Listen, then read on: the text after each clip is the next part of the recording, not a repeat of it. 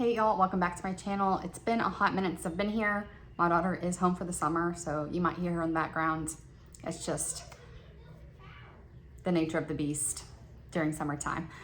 So where have I been? Well, I've been stressed, that's for sure. We got back from Mexico. I fainted, went to the doctor, and it was really stressful, as well as being really restrictive before going to Mexico, and then having kind of like a free-for-all. I found it very hard to get back in the routine of eating healthy, and I started having binge eating episodes. And then I noticed, well, basically I said, okay, well, I'm just going to eat not at a deficit, so just raise my calories to what I would burn throughout the day. And then I noticed that even just tracking my calories, even if I wasn't in a deficit, it was still causing a binge eating episode. And now that I've been struggling with that for a few weeks, it's really kicked in my insulin resistance, where the cravings become so incredibly strong. And I'm at that moment where I know what to do, I know what I should be eating, but my body's making it very, very difficult with the hormones. It's flooding in my body, trying to get me to eat more sugar and stuff. So that's where I'm at right now. Basically what I'm going to do is continue to move my body. I was not moving very well. My husband, so on top of all this going on, my husband had knee surgery. It was also the last week of Kenley's school, so she had all the end of the year stuff, plus she was in a play. And then she spilled like freshly made ramen noodles all in her lap. The sound she made when she got burned, it will be forever planted in my memory. I hope you will never hear your child make that sound, that scream. We had to rush her to the emergency room. They were able to give her some pain medicine, which helped immediately, but then they had to fly her from here, from Granbury Hospital, all the way to Parkland in Dallas. So for her, that was a 30-minute helicopter ride. They did not take me or my husband, so we had to drive at rush hour traffic from Granbury to Dallas. That's like an hour and 15-minute drive with no traffic. It took over 2 hours with us taking all the express lanes, like $30 or $40 worth of express lanes from here to there. It still took us 2 hours. So knowing that she's in the hospital, scared, alone, hurting for an hour and a half before I can get there, it was just the most stressful event ever. Even after she got out of the hospital, thankfully she was never admitted. They were able to treat the burns and we were able to bring her home, but I've had to be the nurse and treat all the burns. And with me fainting, then taking care of my husband for a week, then my daughter, it was too much, okay? It was too much. I ate, I drank, I was lazy, other than being everyone's everything, you know what I mean? If I wasn't doing something for someone else, I wasn't doing anything. I was not taking care of myself. I was just tapped out emotionally. And for those 2 weeks, that's just the best I could do. Is that a healthy thing to do or say? No, obviously not. But it's just the best I could do. So now I've gained 10 pounds since Mexico. Now I'm bloated right now. It's that time. But that's ridiculous. I definitely have not eaten enough to gain that kind of weight. But that just tells you with PCOS and insulin resistance how quickly things can shift. So what am I doing now? What am I looking to do in the future to kind of get this under control? Well, first off, I cannot restrict or else it will trigger a binge. Right now, I am not tracking my food, but I am focusing on trying to make sure my meals have protein, fiber, healthy fats all in them. Having everything I eat being well balanced. That way it doesn't trigger an insulin spike and then an insulin drop, which then produces more cravings. So I'm focusing on that without actually worrying about calories or how much I'm eating, just letting my body kind of get under control. I have ordered a inositol. I'm gonna put the picture here. This is one that is recommended by a PCOS dietitian. It's something I'm gonna take twice a day. This is supposed to help with getting those cravings and stuff under control, that insulin resistance under control. So I'm hoping that will really help me as I kind of transition. I am still working out. I was not being consistent for those probably 3 weeks, but I am now. I started this program here, Fire and Flow on Beachbody, or they call it Body now. And it is 3 days of weightlifting, 3 days of yoga. That way I get the best of both worlds. Weight training is the best way to tackle insulin resistance, but my mobility is something I'm really, really needing to tackle head on. My hips in particular, I noticed when I was being lazy those few weeks, my hips get so tight, so sore. So I really want to focus on that mobility as well. So I feel like that has the best of both worlds. My hands. I now figured out what the problem was. Since I stopped lifting heavy weights, I have not had the problem with my hands and forearms. That burning sensation, that pins and needle sensation that I was having, it's completely gone away. So basically I was giving myself carpal tunnel by lifting too heavy. Just because you can deadlift 80 pounds doesn't mean your hands and your forearms are okay with lifting 80 pounds. So no more lifting heavy for me, at least for now. Maybe if you step your way up, you could get there. But slow weighted movements for me. Make sure I'm focusing on my inner peace as well with that yoga, and really kind of marrying the mental and physical embodiment of moving and finding, active movement, but also working on that mental health, because that's something over the last month I've really, really struggled with. I am about to head off to the cardiologist. This will be my first appointment to see probably just what testing and stuff they want to do on me, or if anything. I have not had many more episodes of that PVC palpitations. I had it maybe 4 times right around that time I fainted, and then I've had it only once in the last 3 weeks. So it might be one of those things I just have to deal with, but it might be one of those things that they want to do more testing. I just don't know. I'm about to leave to go do that. But I just wanted to jump on here and tell you where I've been. I haven't given up. I just needed a mental break, as I'm sure all of y'all can understand. And it sucks to have to come on here and say, yeah, I've gained weight and that's just where I am at this season, because this was all about my health journey. But that's just it. This is about my health journey, not my weight loss journey. And this has just been a piece of that. And finding out something that can be really consistent at is the goal in the long run. So for now, that means not tracking, being more of an intuitive eater for now, while I can't handle tracking immensely. And again, taking care of myself mentally is just as big of an issue as trying to take care of myself physically. So not tracking, but being intuitive, not eating when I don't need to, trying to make sure I'm balancing out those blood sugars, moving my body 6 days a week. I need to make sure, even when I was working out over the last couple weeks, I probably worked out about twice a week, but I really wasn't moving in the interim unless I was taking care of someone else. So making sure I'm moving throughout the day and not just for the 30 minutes I'm working out. That's really where I am right now. So I'm going to share with you 2 different dinner ideas. One I actually filmed quite a while ago, maybe over a month ago, but it was so good I just wanted to share. I filmed it and then didn't have a video to put it in, but it was so good I wanted to share it. It is the Downshiftology Cajun Chicken. I'm a big fan of Downshiftology. I like most of the recipes I've tried from her. So I actually tried 2 different ones, the Cajun Chicken and the cauliflower mash. So you'll see both of those and my opinion on both of those. And then tonight I'm going to make a pasta dish. This is a HelloFresh recipe that I've tried on repeat. In the future, I'm going to be doing a lot of HelloFresh recipes because I ordered HelloFresh. I got a really good deal in the mail. And at this time, I'm kind of checked out of thinking about macros and like a million different recipes I want to try and this and that. I just want to have it simplified during this time in my life where I'm mentally at my wit's end. So I've ordered HelloFresh. I'm going to be getting that 4 to 5 days a week, just depending on the week, on the kind of recipes that they have. So that'll happen starting next week. There'll be a lot of that, but I will have to do, patch a couple meals together here and there. And I'll still have to prep my lunch and my breakfast and try and keep everything balanced. I like HelloFresh because it is naturally pretty balanced. You get protein, veggie, and carbs at all the meals. So it's naturally kind of balanced. And now they even ask you what your goals are. They show you if it's low carb, if it's like a healthier kind of meal. This isn't sponsored anyway. I just am obsessed with HelloFresh. So let's get into those dinner recipes. First, I need to make my Cajun seasoning. You can use whatever your favorite Cajun seasoning is, but I'm gonna go ahead and make mine. I'm using 1/3 of the recipe because I don't need a giant amount that this recipe makes. So I'm going to start off with 1 tablespoon of smoked paprika. Most of these things are things that you would find, like if you have a well-stocked spice cabinet, you probably have all of this. 2 teaspoons of garlic powder. 2 teaspoons of kosher salt. 1 teaspoon of cayenne. Now, if you don't like heat, you can cut back on that. You need 1 teaspoon of oregano, but I cannot for the life of me find mine, so I'm gonna use Italian seasoning.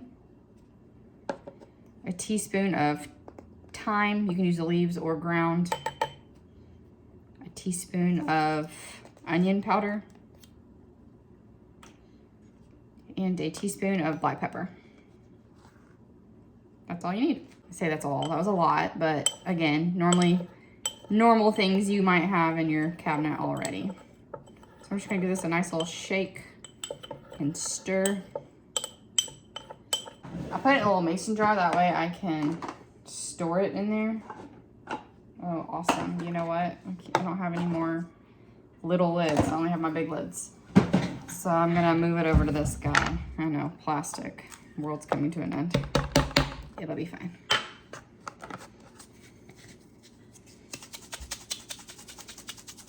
All right. So while I have my Cajun seasoning out, I have 4 chicken breasts here. I've already cut off all the parts I wanted to, and I also pound them out so they're all the same thickness because they were vastly different sizes. So it says 2 tablespoons, but if you don't like it too spicy, you can go down to 1 tablespoon. So I'm just gonna start small here. Well, so much for going small. That was 1 tablespoon on the front, so we'll even it out with 1 tablespoon on the back and be at the 2 tablespoons. All right, now I got a chicken hand, so I can't touch anything. So I was gonna do it with the tongs, but here we are.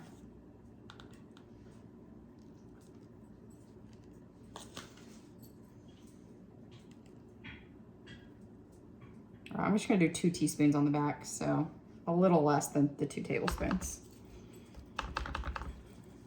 But I think I'll use that last teaspoon to salt and to season my vegetables that I'm gonna be cooking. All right, I'm gonna put these to the side and wash my hands. I just turned on my pan so I can be getting hot. Now I'm gonna prep my cauliflower because as a side dish, I'm gonna have mashed cauliflower. And just in case, I bought instant potatoes for my family because I don't know how they're gonna be digging mashed cauliflower. So we are prepared. And then I want to remove the core, but I find the easiest way is to actually just go ahead and cut it in half and then in fourths. Kind of like I do cabbage, and then cut the core out like this.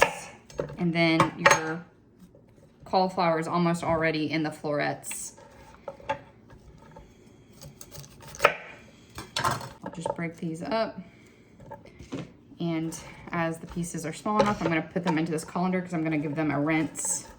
All right, some of them broke up small enough, just like that. I'm gonna go ahead and cut some of these. Just because I want them to all steam evenly.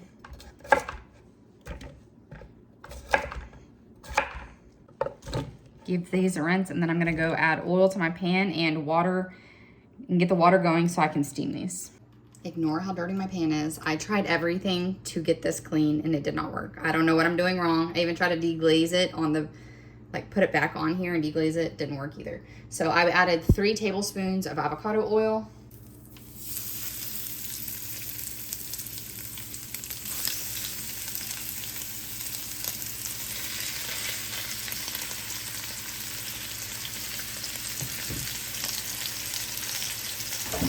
These are gonna cook 3 to 4 minutes per side, and then you can see here I have water on so that I can add my cauliflower as soon as it's boiling.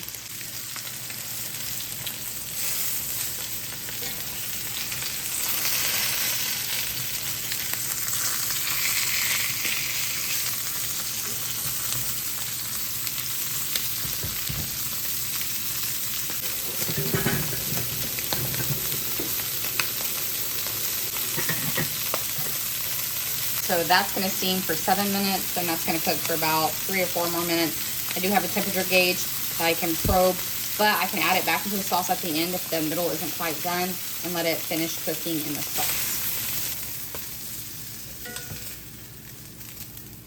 And add just a little bit more avocado oil.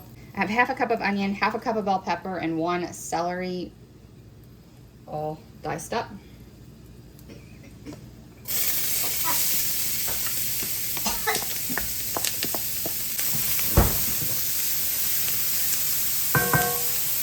Just a little bit of that seasoning we already made up.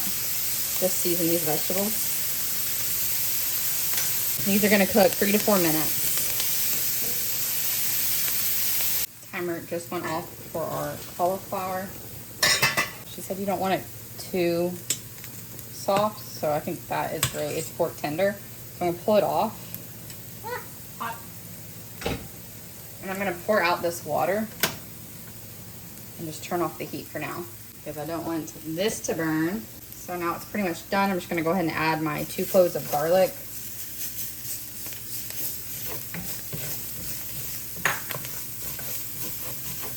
Now 1.5 cups of heavy cream.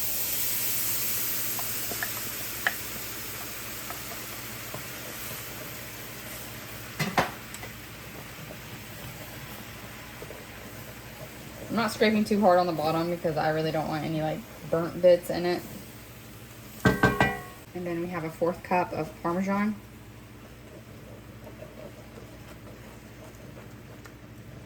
Turn it down to a simmer.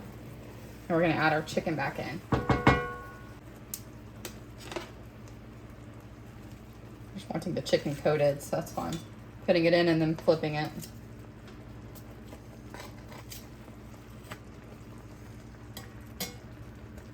All right, and then I'm just gonna let this cook for about 5 minutes. I'm not gonna waste those delicious chicken juices.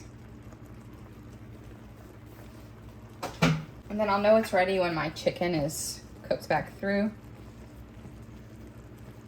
And that sauce is nice and thickened up. This is gonna be a creamy sauce that I can end up pouring over my cauliflower if I'd like to. All right, set timer or forget. It's the rule in this house because I will sure enough forget. Back to our mashed cauliflower, I'm gonna add a tablespoon of oil. I'm using avocado. As you can tell, this pan is still very hot.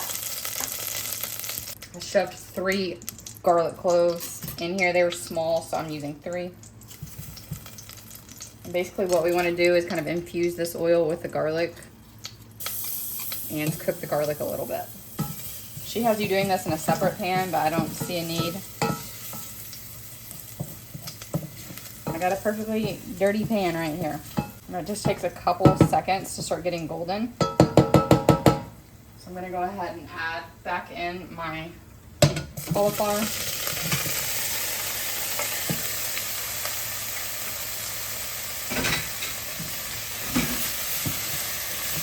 Stir it around. Now we're gonna be super high tech and use a potato masher. Both of these recipes are from Downshiftology and are linked below. If you need gluten-free and even dairy-free, they have great options on that website. All right, been mashing for a little bit. I'm gonna add some salt and pepper. And I'm also adding about 2 teaspoons of fresh thyme that I chopped up. And then this is just bonus. I'm adding about a tablespoon of the Kerrygold butter because it is the best butter ever. And we just want to keep mashing. I don't know if we're ever gonna get real mash consistency because not there yet. But as long as it's delicious, I like rice cauliflower, so that'll be fine too. My chicken is done. My sauce has thickened quite a bit, as you can see. So I could pull this off now, but I'm waiting for my husband to get home. So I'm just gonna push this off the burner and put the lid on. This lid will keep it warm for 30 minutes. So now I don't have to be worried about that. Back to mashing. Yesterday was a bad day to do triceps. That's all I got to say. Y'all, I mashed this for like 4 minutes and it still looks more like cauliflower rice. Actually on the video, it looks a little bit more like mashed potatoes, but in real life, it looks like cauliflower rice, but I tasted it and it tastes good. So I'm gonna have cauliflower rice with my chicken with the gravy over it. It has really good flavor though. She recommended not throwing it in the blender to get it smooth because she said you'll make it gummy, but if you really want a mashed potato consistency, the mashed potato masher is not cutting it in my book, but it's still gonna be really yummy. Yeah, you can kind of see there, it looks more like rice. And now we wait with great anticipation.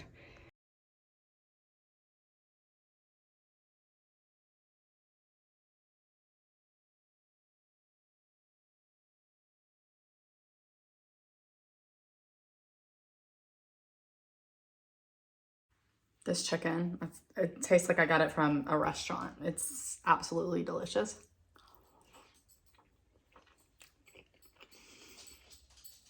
Super moist and not at all spicy.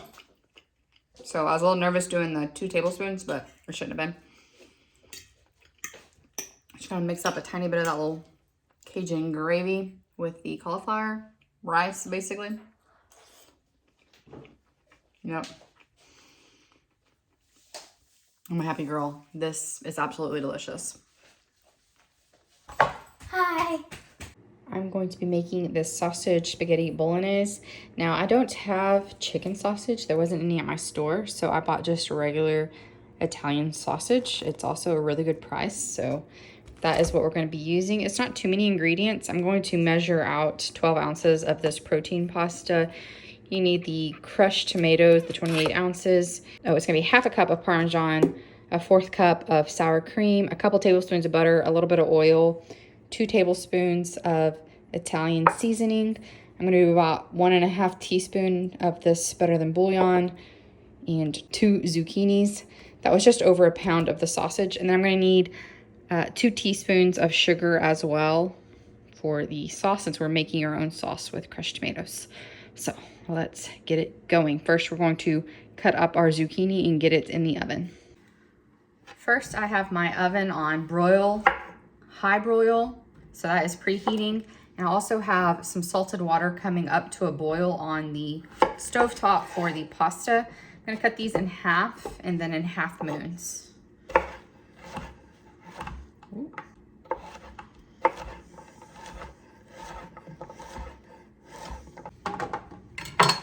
I'm gonna put them over here to the side on a baking sheet.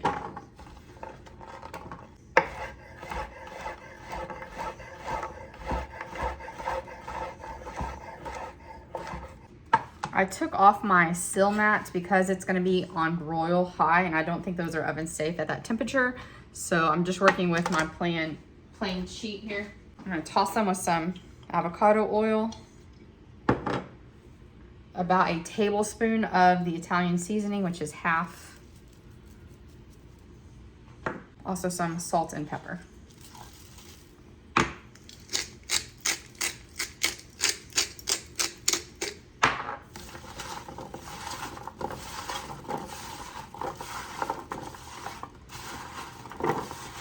These are gonna broil for 5 to 7 minutes. We're gonna watch them carefully so they don't burn. All right, 5 to 7 minutes. I've warmed up our pan. Here's our water almost to a boil. I'm gonna add a little bit of avocado oil to our pan, along with our sausage. And then the remaining tablespoon of Italian seasoning. And we're going to cook this until it's completely browned and cooked through.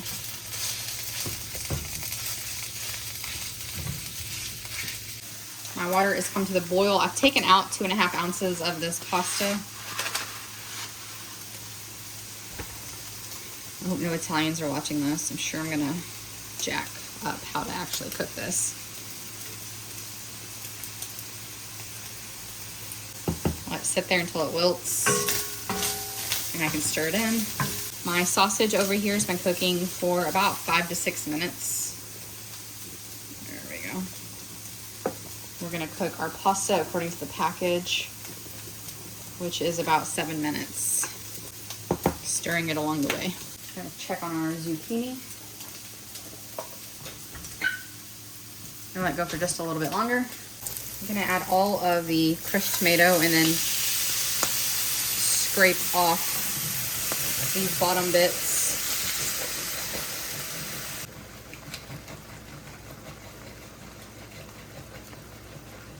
I'm gonna add in 2 teaspoons of sugar, 3/4 of a teaspoon of salt, and about 1.5 teaspoons of that bouillon broth. The sugar helps cut the acidity of the tomatoes, and it's not gonna add a lot of calories, so I would not skip that part. And maybe spray your measuring spoon before you do that bouillon.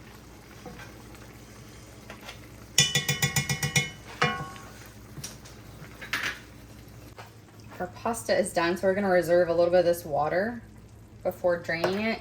This has been reducing down for about 5 to 7 minutes. Our pasta is drained. We're gonna go ahead and add 2 tablespoons of butter and a 1/4 cup of sour cream.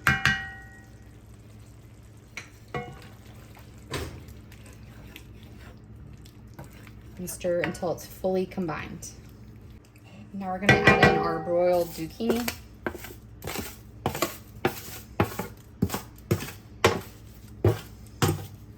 Which honestly, if you don't want to dirty another pan for this, I've also just cooked the zucchini with the meat before. But broiling it does give it more of that like sweeter, caramelized taste. All our pasta, adding all of our pasta. Now we're gonna stir this together, and if it seems like the sauce isn't completely coating it, we have that pasta water to help us kind of thin out the sauce if we need it. I'm gonna add about a couple tablespoons at a time, just until I get the right consistency.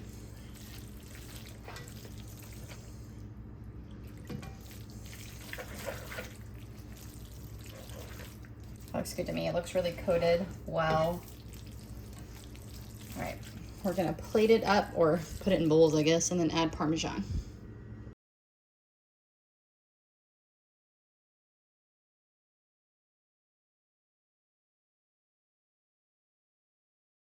I almost forgot to review it for you. It's really, really good. Really, really good. It's not your average spaghetti. I hope you enjoyed those recipes and that they could be helpful for you and your family. And I'll tell you what, they're 100% delicious. So I'll see you next time.